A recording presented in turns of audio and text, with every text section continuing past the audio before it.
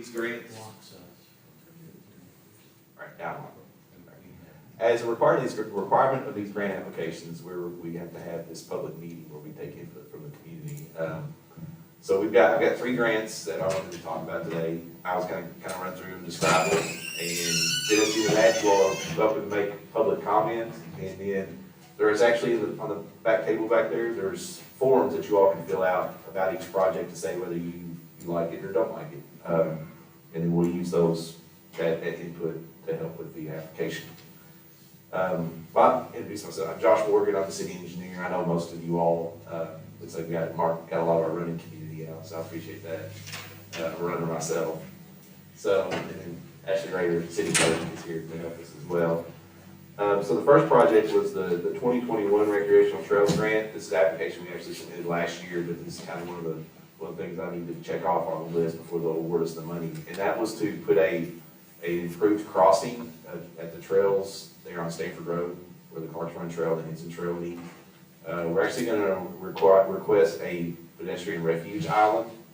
So we will actually widen Stanford Road and put a median island in the middle that will be where pedestrians will cross the trail, bicycles. So it'll involve us widening the road about 10 feet and then putting that island in the middle. It's a pretty simple project. We actually have hired an engineer, Palmer Engineering, who's going to design the island for us. So we can go ahead and have that design ready, so when we get awarded the money, we can have to bid and build it. That project the total budget's $125,000. I think we're gonna receive about $96,000 with the grant, the rest will be matched from the city. And it's something the city commission has already voted to budget. The second project is the 2022 Recreational Trails Grant, which applications are due next week on those. And we met with the Denver County Trails Alliance a few weeks ago, talked about what project would be good for this year, and actually went out and looked at the site, and we're submitting an application for Lebanon Road multi-use trail. So we can do a 10-foot wide paved trail that would connect the trailhead at the Local Wire Mountain Bike Park to the new trailhead that is under construction down towards Corporate Road, right off of Lebanon Road. You might see some orange barrels. We've removed the guardrail. We're waiting on the state to put a roadside culvert in, and then we can finish building the entrance. It's about 4,100 linear feet, so a little under a mile, connecting those 2 trailheads. It'll be on the south side of Lebanon Road as it goes towards the bypass, and then the bypass will cross over to the north side. We discussed maybe trying to keep it on the south side and along the creek all the way down through there, but the only good place to cross Lebanon Road is going to be at the signal. So we decided to go ahead and do the crossing there at the signal and get it on the north side, and then follow the north side of Lebanon Road along to the trailhead. So that's that project. And then the last one on my list is the 2022 Land and Water Conservation Grant. Land and Water Conservation Grants are used for park projects. Actually, if you use a land and water grant on a park, it has to be a park forever. Is one of the stipulations for it. So we discussed potential projects there. I met with Parks and Recreation and went over their list of projects. We have a lot going on with parks right now. But we decided, the thing about land and water grants, we got awarded one a couple of years ago, and we're still waiting on that money. So it's something you can't need right now. Something you got to be able to wait a couple of years on. But it's something you can kind of go ahead and put an application in. So we looked at all our playgrounds. Went through the whole list and okay, what's our worst playground, and let's replace it. That's kind of our goal with that. We've got some projects going on at that previous land and water grants, been replaced playgrounds at Jackson Park and County Street Park. We didn't need to address those. We've got a big project planned down at Michael Smith, so we don't need to replace those playgrounds right now. Those will probably be done before this funding comes through. So we looked at Butler Drive Park down on the south side of town. When they did the new playground at Laceyland Avenue, they actually put that old playground down there. So that playground is old and is due to be replaced. So that's the project we're applying for there. I didn't talk about the funding of the Lebanon Road grant. It's about a $315,000 project. So we're requesting $250,000, which is the max, and then the city will match with the other $65,000. And the commission has voted to budget that matching number. But the playground down at Butler Drive, I asked for $160,000 for that project. Really depends on how nice playground you want to do. And playgrounds are very expensive. I was going through the catalog, and I think we get a pretty good playground there for about 100,000, and then the other 60 would go towards the surface, which I don't know if you all seen the new rubberized surface we have at the Millennium Park on the new playground. We're just always going to plan on doing that on new playgrounds now. If we put in a new playground, we're going to do rubber surface. It's just it saves us so much on maintenance with mulch that and everybody loves them. So we do 100,000 for the playground, about 40,000 for the surface, and then another 20 to get it installed. Would be the total budget there.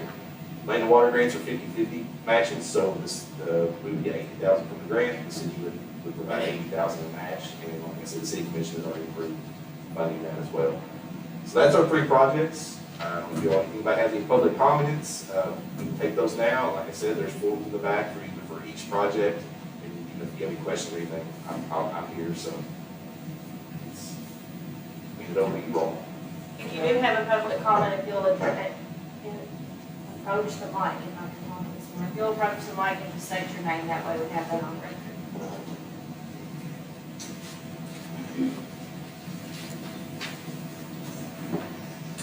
Mark Morgan, no relation to Josh. I wish I was, but I've been biking and running here since, since '81. And I was curious, I'm really in favor of the safe crossing that will connect Clark's Run to Henson Trail, Clark's Run Trail to Henson Trail. Have any decisions been made as to whether there will be any additional trails built connecting the 8-car trailhead to the existing Clark's Run Trail, and also or connecting the 8-car trailhead to Stanford Road, where we don't have to go over on McClure Village, and also whether the crossing would be at David Drive or at the Marathon, or exactly how it will tie in to the Henson Trail there off of David Drive. Yeah, I met with Palmer. Stephen Sewell is our engineer that's working with us from Palmer. We met last week and went over that, and we discussed the different routes that could go, and the discussions I've had with the state about their concerns with where it would be located.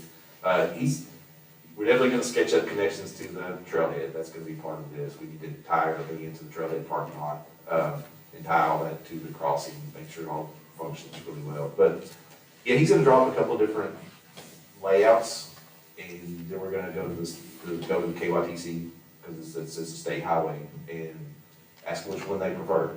I mean, we're going to kind of give them some options, let them get invested in the decision. So that it's not a back and forth of us saying we're going to do one thing and then push it back. And I think it ends up what Stephen really liked was having it close to the apartment entrance, McClure Drive. I think that's right. Yeah. He was going to try to push it up that way. We would need to redo that entrance radius. It's got a really wide radius on it, right-hand turn out of McClure. We would have to push that up some, and it could be, it's too wide now. Which, cars can sweep out really fast, which is one of the concerns of the state.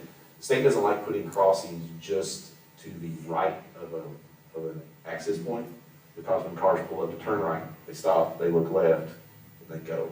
They don't look right, so they don't look at the person crossing the street right there.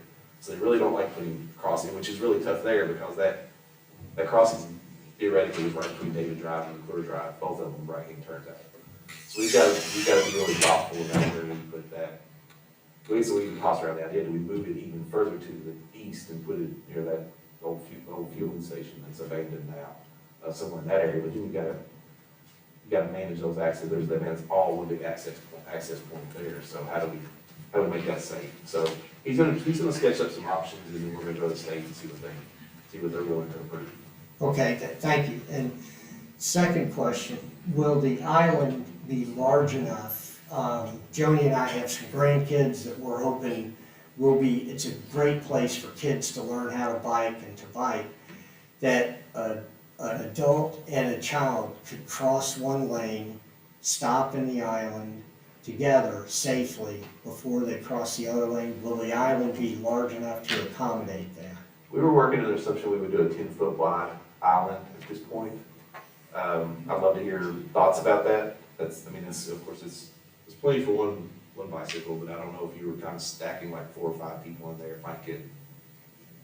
Yeah, I think several adults can manage themselves. I'm thinking about parents with kids and grandparents with kids. It's such a great place for kids to bike, except for the Stanford Road crossing. And if we could make that where an adult and a child had a safe place there at the island before they only navigated one lane at a time, that'd be appreciated. That's the goal, that there'd be plenty of space where you could get to the middle, stop, wait, and make sure you have clearance on the other side and go. So I think if we kind of assume 10-foot wide, 10-foot deep, I mean, you're gonna have a 10-foot by 10-foot box to sit in. That'd be big I enough. think that would be big enough to Yeah. accommodate. Okay. And we have to be really thoughtful, because I think one of the things I didn't realize when we talked about doing this project, every foot that we widen the island, it's a simple calculation, it's the miles per hour of the road. So every foot we get wider is 45 mile an hour, so it's 45 feet longer the taper has to be on the highway. Okay. So every foot we go wider is another 45 feet, our project gets longer along Stanford Road. So it's a huge cost multiplier, it's almost exponential when you start widening. So I've kind of set with that 10-foot idea, and if, we went to 12, it just extends the project and extends the cost, but I think 10 will work. I've tried to kind of set a number. I've seen 8, I don't think 8's enough. I think 10 would be safe for a parent and a child. Okay, thank you.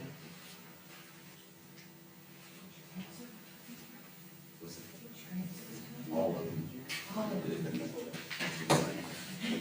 I went through all of them.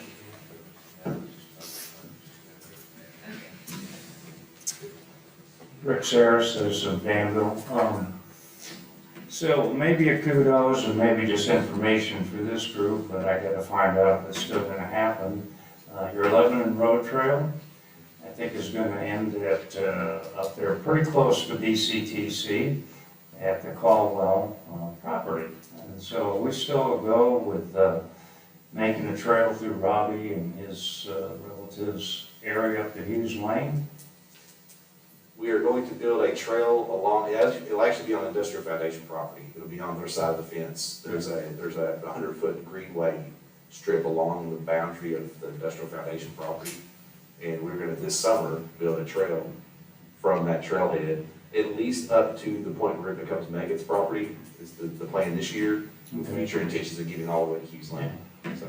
I think that's good news, and I wanted to share that with any of the folks here that don't know that, because it's part of making our loop complete. And so the movement by the city, matching grant, getting us out to that point is a huge move for us. On another issue, I think your third grant application, you're kind of looking at putting it into Parks and Rec and looking at some of your playground projects and stuff. Might consider kiosk and trailheads at one of 2 places or both.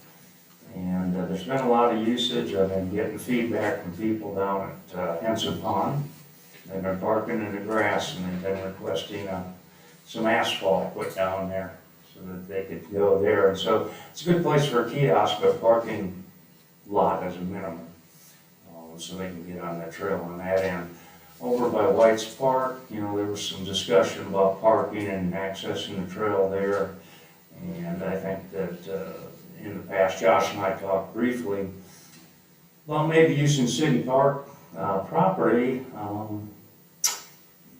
by your public works building and putting in parking there and a kiosk, and you'd have to cross 2nd Street, but you'd have to cross it anyway at some point if you're going to use the whole trail. So that might be a consideration of that third pot of money that you're looking at.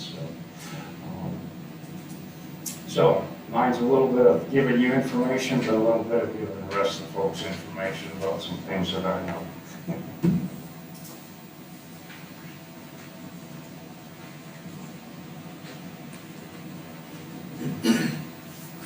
everybody. I'm Jennifer Kirshner, just good to be back in City Hall.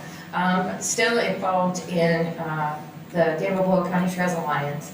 And one of the things that really I give huge kudos to Josh Morgan as the city engineer has agreed and taken the lead on is that we've essentially had land water conservation and a recreational trails grant in for every cycle. They come available, they have different matches, but essentially it's between 50 to 80% free money towards what we need to get done anyway. So we talked about having, playground equipment just always cycling through, so we're always up to date and replaced and ADA accessible. And for the RTP grant, we've been talking about this really since the 90s, but ultimately since 2012, when the Trails Alliance formed and brought all of these parts together. And we've really been, it seems at times things are designed a little like, well, where does this connect? And a lot of that is just because we're trying to retrofit an environment for pedestrians and people that was very car-centric.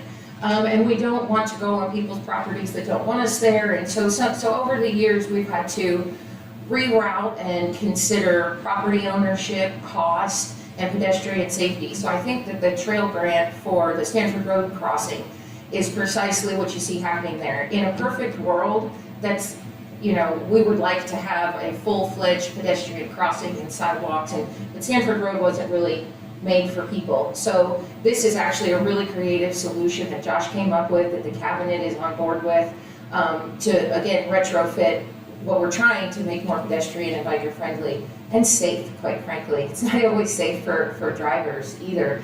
So my point in saying that is that we've been really successful since then building trails, and we're still making our way. But I think as far as planning goes and looking to the future, that it's imperative to include public access and trailways into the plans for safety. The National Highway Safety from USDOT just reported highest record deaths and fatalities with car accidents. So whether that be vehicle and pedestrian or vehicle, but at any rate, we have seen a dramatic increase. So within the bipartisan infrastructure bill that we've seen, there's a real focus on safety, and it's actually looking at our environments from a people perspective rather than just a car perspective.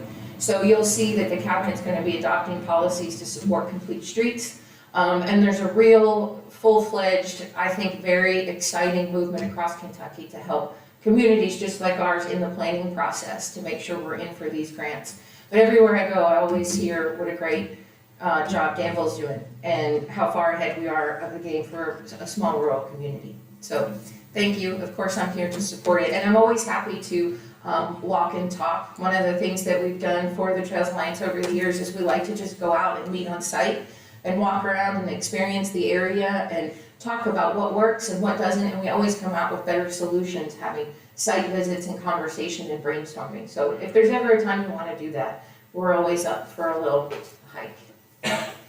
Thank you. That reminded me of one thing I wanted to thank the running community. One of the things I used to get, we've been awarded the Stanford Road Crossing grant already. They've already announced we've been awarded that.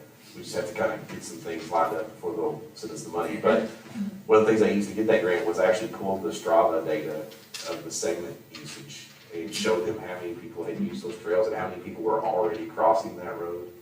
And I think that's just that's a nod to what the community already does, and if we can make it safer, then just more people will use it. But I think there's a, the more we use things, the more I can get those things funded. I need to show that people actually use the things I'm asking for money for, so I wanted to say that as well.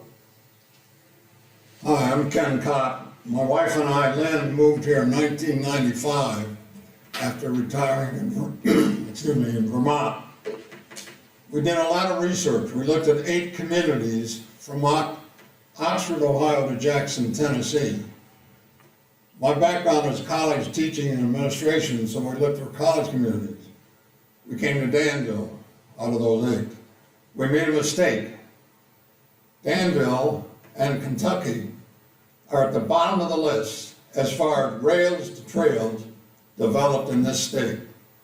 Therefore, we go to every surrounding state to ride rails to trails because we're too old to ride regular trails like the one around the bypass. We can never make that.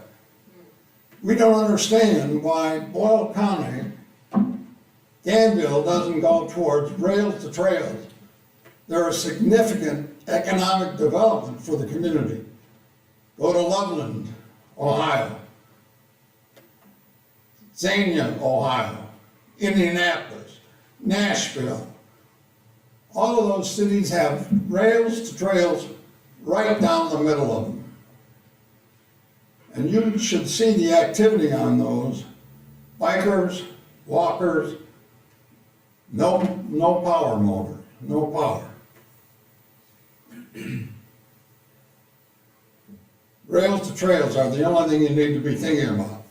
And I'm sorry that you haven't mentioned that term at all in what you're developing. Because people like us, we're not safe on the road. I'm 90, my wife is 87. We go to Georgia every year for 2 months, spend probably $4,000 to $5,000 on housing, meals, entertainment, and so forth. Because in Georgia, there are several rails to trails that are safe, talking about safety, children, crossing roads, and so forth. I think you're missing a big bet not considering rails to trails in this county. That's my point.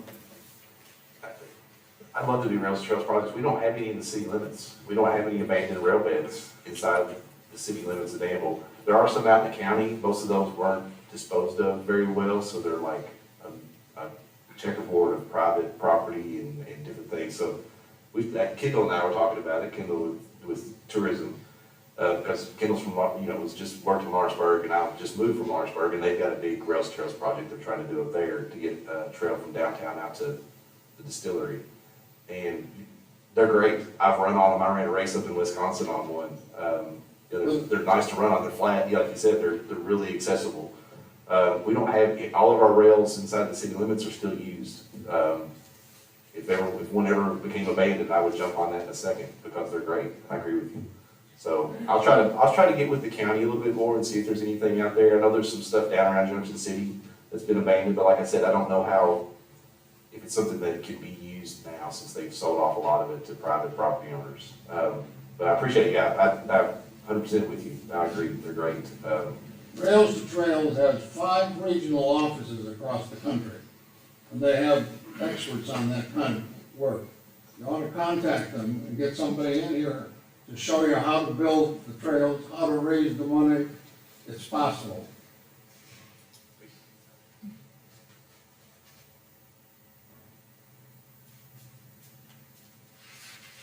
No other comment. Like I said, there's the forms back there for each project. It doesn't really have what the project is listed on them. It just has the year and the grant. That's on those forms. It's the official form that comes with the application. If you can just, if you've got a minute to fill those out, that'd be great. Otherwise, thank you all for coming. Appreciate it. Thank you.